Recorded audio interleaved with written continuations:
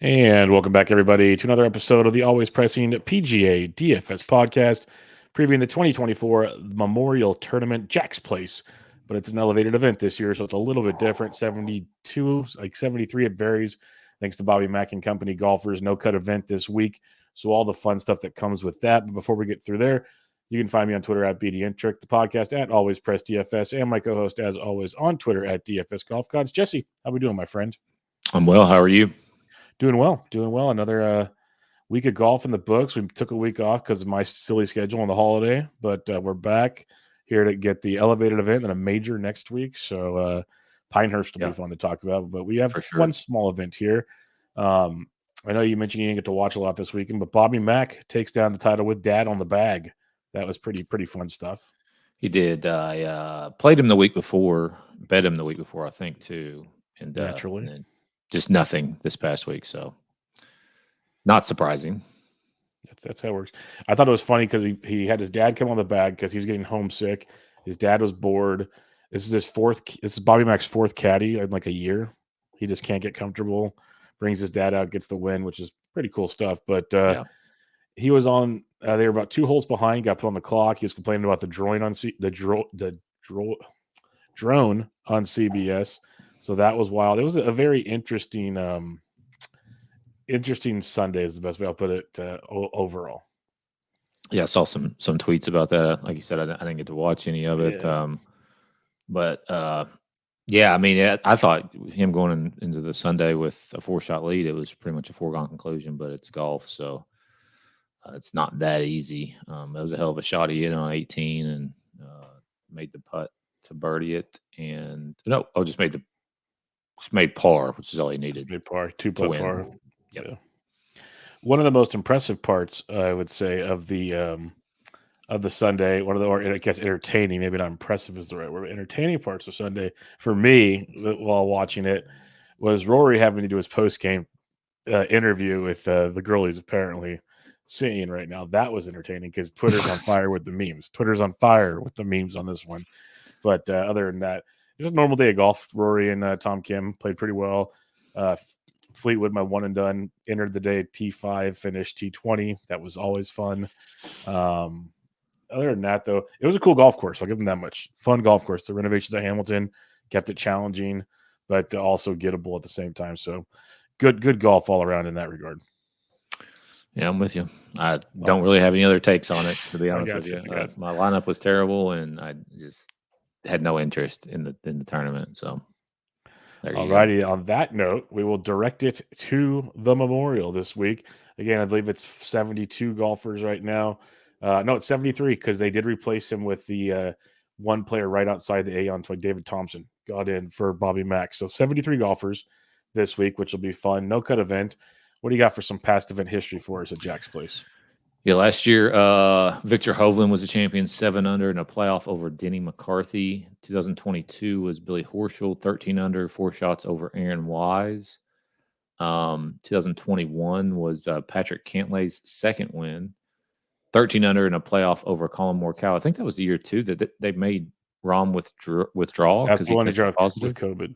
Yeah. He was like up by like 5 or 6 shots. Yeah. He was crushing the entire field pretty easily. He won the year before that, 2020, 9 under, 3 shots over Ryan Palmer. 2019 was Patrick Cantlay's first win, 19 under, 2 shots over Adam Scott. Bryson DeChambeau won in 2018, 15 under in a playoff over Ben On and Kyle Stanley. Jason Duffner, William McGirt, David Lingmerth in 3 consecutive years. Don't hear much about any of those guys anymore. No. Hideki, past champion. Tiger Woods has won this golf tournament 5 times. That's pretty telling stuff there. Tiger always dominating. But Jack's Place, people get their milkshakes. Lately, the cream of the crop has risen to the top on these ones. But like you mentioned some names prior, not so much the case. But it's a course we're very familiar with. I actually was reading something that it's like outside of the Masters, one of the most correlated courses with course history. Again, remember, this is the first time it's a no-cut event, so that changes things a bit. But it is Muirfield Village Country Club in Akron, Ohio area. So you got that going for you. It's about almost 7,600 yards, about 7,570. par 72, so a long track. But like most Jack Nicklaus courses, it's all about hitting the shot to certain spots for your next shot. It's not as much of a bomb and gouge test, as you'll have some very penal rough out there. You'll have the fairways changing, like the widths in certain spots of the course. The greens are small, but usually very puttable. They're not very difficult greens. It's all about you have a lot of sand around, a lot of bunkers, I should say, around the greens, and it's a lot of long iron play. So you're going to see that a lot. You need to be in the fairway. You need to have a good long iron game. The par fours, a lot of them are 450 to 500, so they're longer par fours. You need to take advantage of the par fives, which you could say on any course, especially long courses like this. So the biggest thing is finding fairways, really good long iron game. So approach game is tremendously important out here. But other than that, it's the best of the best out here with a no-cut event. So as much as we want to predict things, is we know anything can happen with 4 rounds of chaos. So what do you like for some stats this week, Jesse? Yeah, tee to green really matters this week. Approach matters every week. Bogey avoidance more so than birdie or better. Par 5 scoring, and course history, like you said. Those are all the things that I weight. Well, let's see how it weights out. Let's look at the rankings in our model by going over the DraftKings picks for the week. Again, no cut event, so have some fun here. We don't have a 5K range, which is nice, but Scotty's only 12.5 this week, so I guess that offsets things. 4 players over 10K this week, Jesse. You got Scotty Scheffler at 12.5, Rory McIlroy at 11.1, Xander at 10.9, Vic at 10.2. All very good golfers, all worth discussions if you're interested. But who do you like here? Scotty Scheffler. Probably a good safe call. Yeah. This is a good range. You got Rory, who's played very well recently. Xander, obviously coming off the win at the PGA Championship, and then Victor, who's the defending champion. So I'll play Scotty. I don't care. The other guy that I think I'm going to highly consider is Hovland because of the swing change or whatever, and then the course history. Like you said, it matters quite a bit. Scotty does have pretty good course history though too. He's finished 3rd in back-to-back years or back-to-back starts for him at this event. So that's kind of where I'm at. Yeah, I'm with you. They're all very, very relevant. Scotty's the clear number 1. There's no doubt about that. Rory's number 2 in my model. Xander's number 5 in my model. So I got no problem with it, but I love the Vic call. That was the one I kind of highlighted when I was going through this. He's 40th in my model, but he announced the swing change, and he goes out and finishes 3rd at the PGA Championship. There was a point last year where Vic was playing so well, we thought he was the next guy, not Scotty Scheffler type situation. Right. And then he went and tweaked things like all kids like to do these days, and then realized he was wrong and went back to his old swing coach, and boom, bam, here we are. We'll see how things change. It's been a couple weeks off. It could be different, but I think that is a nice potential leverage angle with Hovland. But all 4 of these guys are very, very much in play. It's a fun range. Scotty's the clear number 1, though. There's no doubt about that. But pick your poison. Have some fun up here. 9K range, you got Colin Morikawa at 98, Ludwig at 95, Cantlay at 94, JT at 92, Fleetwood at 91, and Hideki at 9,000. Starting to separate themselves out a little bit here. Yeah. Start with Morikawa. His course history is weird. There was 2 events here back to back in 2020, if you remember. Yes. Yep. That one was it wasn't the Memorial. It was the work day. Yeah. But anyways, so last year he withdrew from this event. Year before that, he missed a cut. Finished 2nd in 21. Did he withdraw in the 4th round? Yeah, with the back injury. And in 2020, he won the first event and then placed 48th the second event. But coming off a 4th place finish at the Charles Schwab, 4th at the PGA Championship, if he could have made a putt. I do expect this to be a difficult test this week because Jack just wants it to be that way. And Colin has hit the ball so well recently, especially at these kind of elevated, harder events. If you look at the Masters 3rd, the Heritage 9th, 16th at the Wells Fargo, and then, of course, the back-to-back 4th place finishes. Like him quite a bit. Cantlay, it's just hard to ignore his course history. He's won here twice. Worst finish since 2018 was 32nd. He did finish 30th here last year, but I think he's totally fine to play.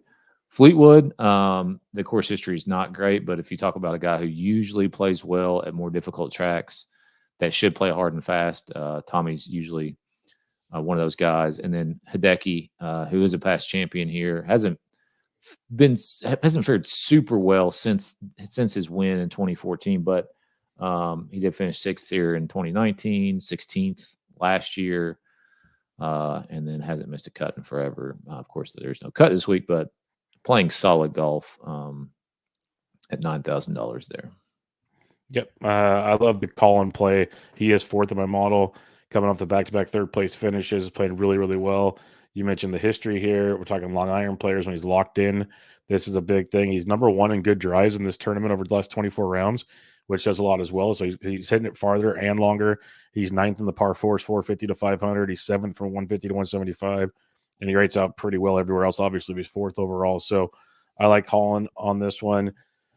Love Fleetwood just because he seems to always get overlooked in this range. And kind of like you mentioned, he hangs around. If he was 85, he'd be chalkier than chalk. 91 might get enough people off of him. But he's great in sand saves. If that's like it helps you avoid bogeys and keeps you in things. 7th in good drives. So there is a lot to like about Fleetwood. Love Hideki. He's 3rd in my model. That's was pretty telling to me just because you mentioned the recent form he's coming in with. He's got the course history. He's number 1 around the green here. He's top 10 in par 4s, bogey avoidance, sand saves. Like he's top 20 pretty much everything in my model. So I like Hideki a lot. But the one I wanted to bring up was Justin Thomas. 15th in my model. So he's not like rated super high. But this is a guy that we know he's better than he's played as a whole, say the last calendar year. But you just look at recent results from JT, 8th at the PGA, 21st at Wells Fargo, 5th at the Heritage. Definitely coming into form, it feels like, with Justin Thomas. Missed cut here last year, but then 42nd and 18th. So never really finished high at this event. And you might get some low-owned Justin Thomas here who might be rounding into form, which would be nice to see in this field. So the 10K range is where it's at pretty much, but you could legit make an argument for like pairing Morikawa with one other guy in this range and starting out there and probably feeling pretty good about yourself when all things are said and done. Yeah. All right, 8K range. You got Wyndham Clark at 89, Sahith at 88, Max Homa at 87, Spieth 86. It's kind of fitting there next to each other with their struggles. Connors at 85, Binion 84, Burns 83, Fitz 82, Noren, who let all the chalk out of the bag last week at 81, and Russell Henley and Sungjae both at 8,000. Who do you like in the 8K range? Start with Homa, man. So 5th and 6th in his last 2 appearances here. He didn't play here last year, but that was 22 and 21. I know he's coming off a miscut to Charles Schwab. He shot 78 the first day. But he was in the mix for a little bit at the PGA Championship, ended up finishing 35th, 8th at the Wells Fargo, and then 3rd at the Masters. So playing kind of these tougher tracks better. I like him to show up at 8,700. Corey Connors, 8,500. I think he hit the ball just insanely well. And accuracy, like when he hit the fairway, I think he hit every green. Yeah, I think it was like 23 or 23 or something like that. He only hit half the fairways. So, but I mean, played the par 5s well last week. Played well at the PGA Championship, Wells Fargo, the Masters. Been on, if you go back to the recap of the past winners, he finished 2nd here in 2018. Since then, it's been kind of weird. 17th in 2019, 3 straight miscuts, and then 24th last year. And it's coming off a 43rd place finish at the PGA. I think going back to Noren this week makes sense. I mean, he was on a tear. What did he shoot? I don't know what the par was there last week. Par 70. I guess he was 2 under. And then, basically missed the cut. He was bound to have a bad week, but I think it's a good week to bounce back. And I love Russell Henley this week. 16th here last year, 23rd at the PGA Championship, 10th Wells Fargo, 12th Heritage, 39th Masters, 4th Texas Open, playing really solid golf right now at $8,000. And he's just a very good ball striker, which is what is needed at Muirfield Village. Yeah, I'll start at the bottom and echo. I have Noren 8th in my model, Henley 9th. Henley is a very, very good ball striker. Like you said, an iron player, stays out of trouble, like usually finds himself in the fairway. So I agree with everything you got there. He's 7th in this field in strokes gained approach over the last 24 rounds. Noren, I am 100. Like we talk about it time and time again. When a guy misses a cut, jump right back on. Hopefully a lower ownership. Golf's a tough game. Not everybody can be Tiger Woods and make a million cuts in a row. you're going to miss a few, but you might put another 20 in a row or something, like just exaggerating, but you could put another run together. Noren was playing that well. The numbers support it. He could be in for another night, especially with the no cut event. It's even better. Sungjae at 8,000. This is kind of like my feeling when it comes to the JT call earlier. You get Sungjae at $8,000 here, and he feels like he's coming into form. Ninth at the Schwab, did miss the cut at the PGA, fourth at Wells Fargo, 12th at Heritage. So he missed the cut at the major. Tough conditions. This will be tough. But 9th, 4th, and 12th in his other 3 starts at $8,000. I do like that for Sungjae. He's coming in with a 41st here last year, but a 10th the year before. So Sungjae could be a fun one at 8,000. Fitz at 82 kind of meets that Sungjae mold for me as well.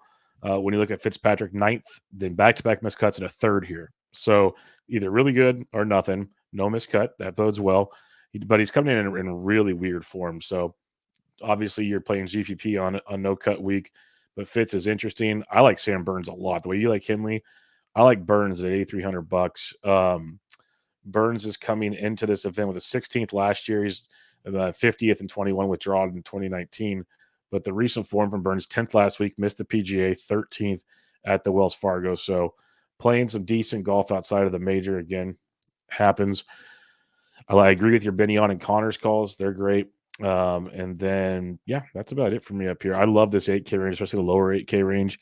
Do a lot of damage here. Again, if you want to go with 2 9Ks and a no cut, you could probably do 2 9Ks and 2 8Ks pretty easily in this field. So I do like quite a bit of options there. 7K range. We got Finau, Lowry, Cam Young, Tom Kim, Siwoo Kim, Bradley, McCarthy, Day, Straka, Willie Z, Hoagie, Horschel, Seabez, Harmon, Griffin, English, Yeager, Hughes, Poston, Glover, Kitayama, Fowler. Who do you like in the 7K range? Start with Tom Kim, man. He did miss the cut here last year. No cut this year, but 4th place finish last week, 24th week before that, 26th week before that. Just seems to be getting better. And I think we talked about this a few weeks ago about how, he did seem to be finding his game, and this is a really cheap price tag for him this week. Keegan Bradley's played here a bunch, 30th, 37th, miscut, 68th, 39th, miscut, 23rd. So, I mean, not great finishes, coming off a 2nd place finish at the Charles Schwab. Played well at the PGA Championship, finished 18th. Siwoo at 77. Hasn't missed a cut here since 2019, finished 4th last year. One other top 10 sprinkled in there, a couple other top 20s as well. So got some good course history. Form coming in, whatever, 56th missed cut. Not to worry about no cuts this week. Billy Horschel's intriguing to me. Past champion, came out of nowhere at the PGA Championship, finished 8th. I mean, I say out of nowhere, like I didn't expect it. He had some decent finishes this year, and it looks like he might be regaining some form. So, as somebody who's played well around here in the past and actually won this golf tournament at $7,400, I think that's worth a shot.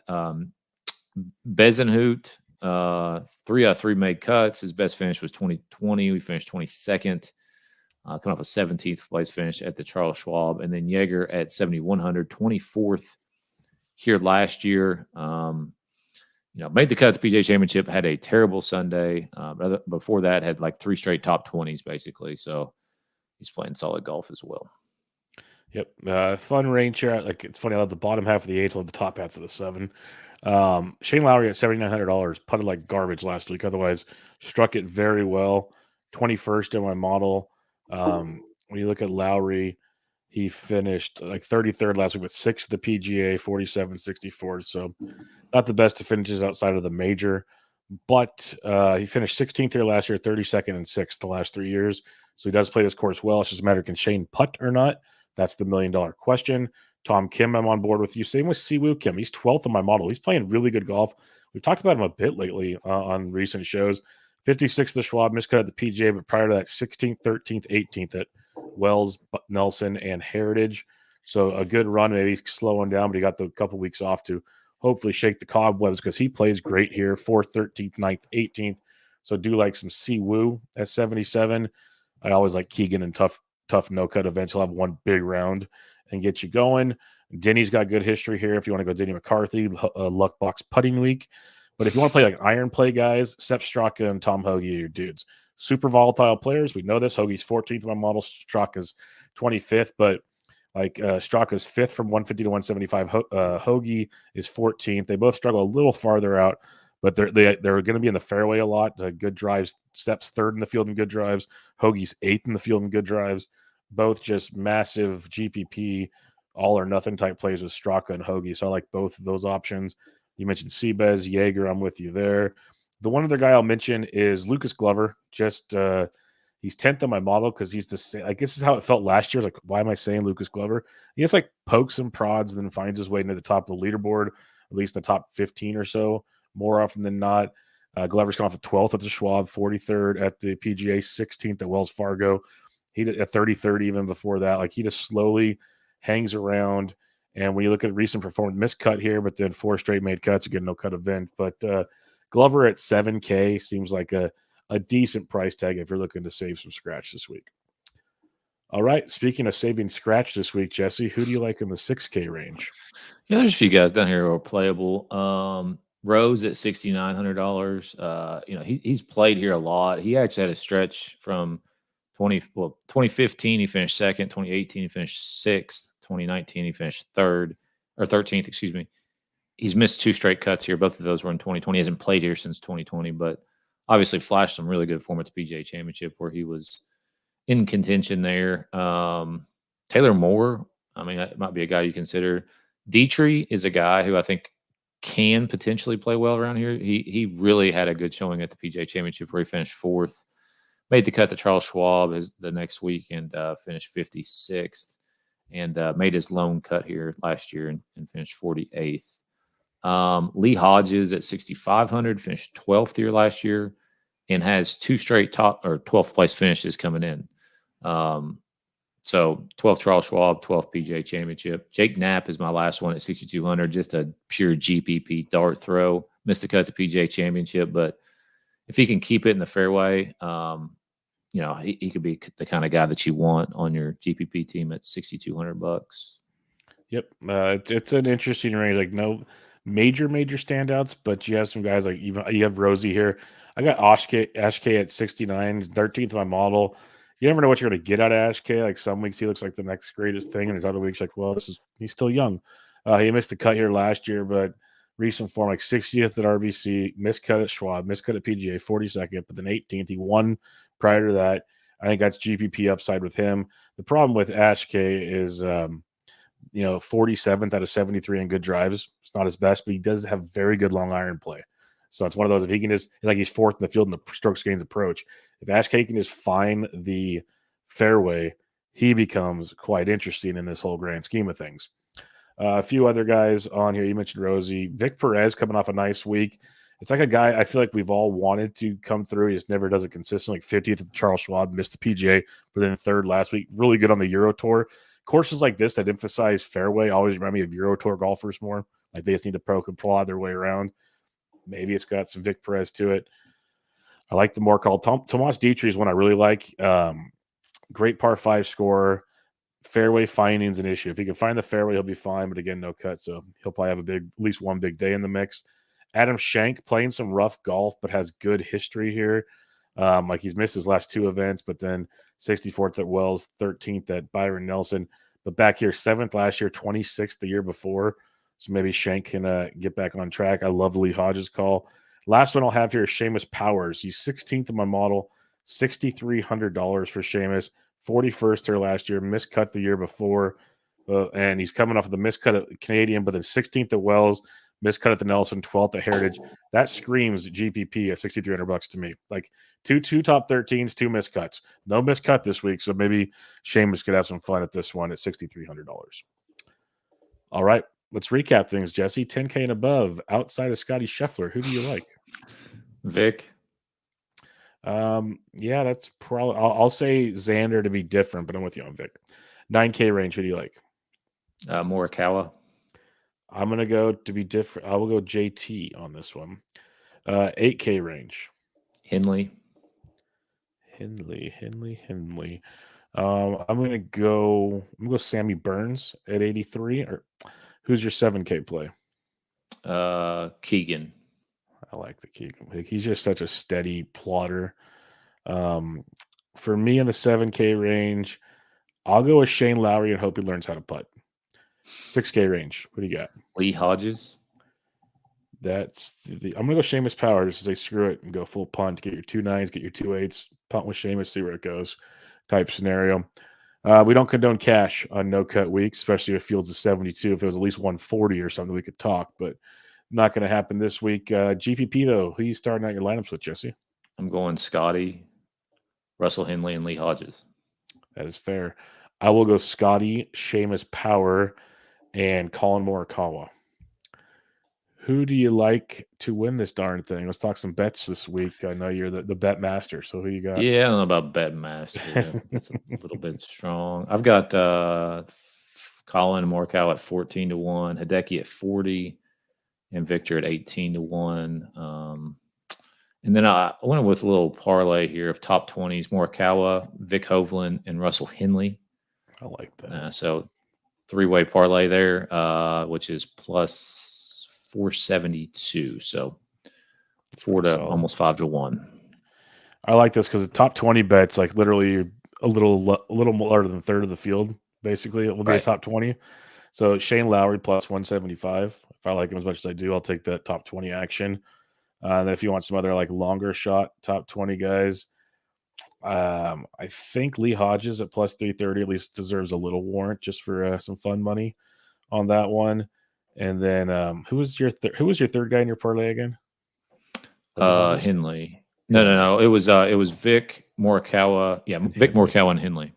That's right. Yeah, those are strong. Like I love like Siwoo Kim's plus 140, Sung Jae's plus 140. There's Henley plus 125, even Hideki's plus 115. So good plus money for guys that just got to be in the top third of the field, which again, it's golf. It's not like given, but pretty fun stuff there. Final thoughts this week, Jesse. That was a quickie as we have a small field. We got a major next week at Pinehurst, the U.S. Open. Yep. Any final thoughts of the week? I don't. Looking forward to next week in Pinehurst. I think that's going to be a lot of fun to watch. Any thoughts on Live Houston this weekend? I'm just kidding. Wait, they're playing. I do have a thought on the women's U.S. Open. That was a really, really fun golf course. What do you got there? That was a really fun golf course to watch. People were complaining they didn't score enough, which made me laugh because other years people say U.S. Open. Easy. I know. Yeah. It was just funny. Like, watch, people are just never happy. You can never. Like, it might have been a little bit unfair with that one hole where Nelly Korda made a 10. A 10. That was rough. At the same time, like, I don't know, she didn't play the shots well, you know. So, no. I mean, did you see the edited clip of her on the 10 at where she got the 10? Like when they edited in the 10 cup, like just give me the ball.